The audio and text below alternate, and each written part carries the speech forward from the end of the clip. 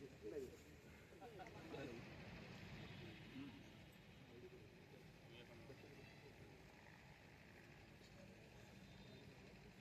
जी मिले तो मैंने इनसे यही कहा कि भगवान करे आपने मुस्कुराहट कायम रखें।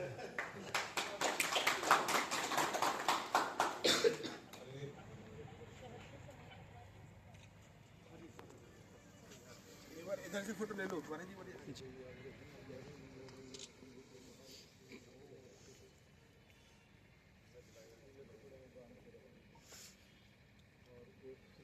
भगवती नमः गंगारे ओम गंगे समन सेवा गोदावरी सरस्वती नर्मदे सिंधु कावेरी जलस्मैन संदयन कुरु भगवती गंगा दिव्ये नमः ओम अपवित्रः पवित्रः सर्वावस्थान। ये शिलान्यास इस बात को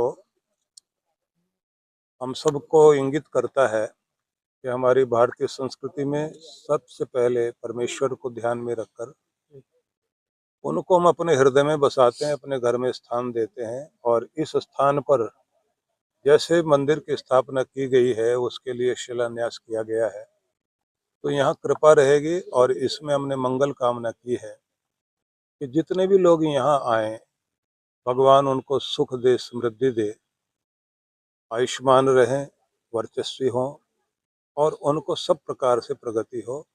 और इसी के साथ इस पूरे क्षेत्र में भी प्रगति हो, ऐसी हम लोग मंगल कामना करते हैं। यहाँ देख करके बहुत अच्छा लगा है, वातावरण बहुत अच्छा है और उससे भी अच्छी बात है वाइब्रेशन बहुत अच्छी है। महाराज जी इस समय शंकराचार्य लेकिन मैं कहता हूँ कि विवाद से बात नहीं बनेगी, संवाद से बात बनेगी। और सबसे पहले तो हर किसी को आत्म संवाद कर लेना चाहिए कि अपनी अंतरात्मा में देख करके सोचें कि हमारे बोलने का असर भारत पर और भारत की संस्कृति पर क्या पड़ेगा। अपने अपने अहंकार की लड़ाई लड़ने से तो कोई भला होने वाला नहीं है।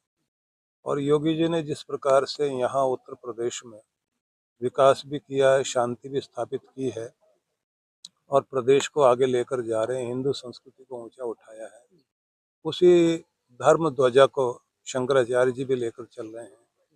तो हमें ऐसा लगता है कि दो धाराएं एक जगह आकर मिलें और वो भी अगर संगम प्रयाग में मिल जाती तो बहुत अच्छा होता।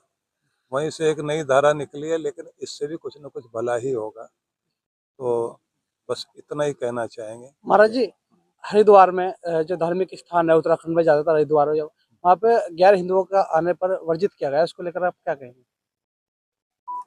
देखिए, जिस तरह से कुछ लोग हर जगह भोजन में अशुद्धि डालते हैं, खान पान में, रहन सहन में, तो कम से कम कुछ स्थान तो ऐसे होने चाहिए जहाँ पवित्रता बरकरार रहे।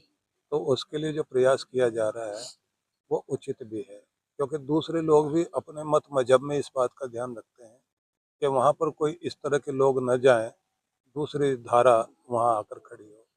तो क्या जो धार्मिक स्थान जो पूरे देश भर में इस तरह का सब जगह लागू होना चाहिए, कोई इस तरह का कानून भी बनना चाहिए? जहाँ एक जगह कुछ हो रहा है वहाँ का तो स्वागत करना चाहिए।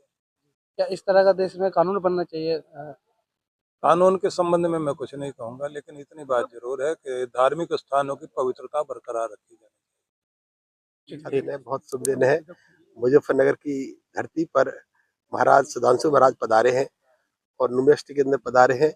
मैं बहुत भाग्यशाली हूँ कि ये जमीन पवित्र हो गई है। और जब जमीन पवित्र हो जाती है तो उस जमीन से जुड़े सभी आदमियों का पूरा मान सम्मान बढ़ता है, प्रगति बढ़ती है, मेरा ऐसा मानना है। और ये 100 एकड़ की टाउनशिप है जिसमें मेरा विजन रहा है कि मैं शहर के लोगों के लिए ऐसी लाइफस्टाइल दूं जिसकी वो हकदार हैं। जो लाइफस्टाइल, जो मॉडर्न लाइफस्टाइल जिसको बोलते हैं, गुड़गांव देखते हैं, नोएडा में देखते हैं, दिल्ली में देखते हैं, बड़े बड़े पूल होते हैं, क्लब होता है, मॉल होता है, बड़ी बड़ी चौड़ी चौड़ी सड़कें होती है, पार्क होते हैं, जो मुजफ्फरनगर में अभी नहीं है। मैं उस देने के लिए मैं अपने आप में प्रतिबद्ध हूँ कि मैं बनाऊं। मैं उसी कार्य पे काम कर रहा हूँ। आज ये प्रोजेक्ट 100% रेरा अप्रूव हो चुका है, लेआउट पास हो चुका है और नीचे वाला जो सारा काम है अंडर डेवलपमेंट वो मोस्टली सारा हो चुका है।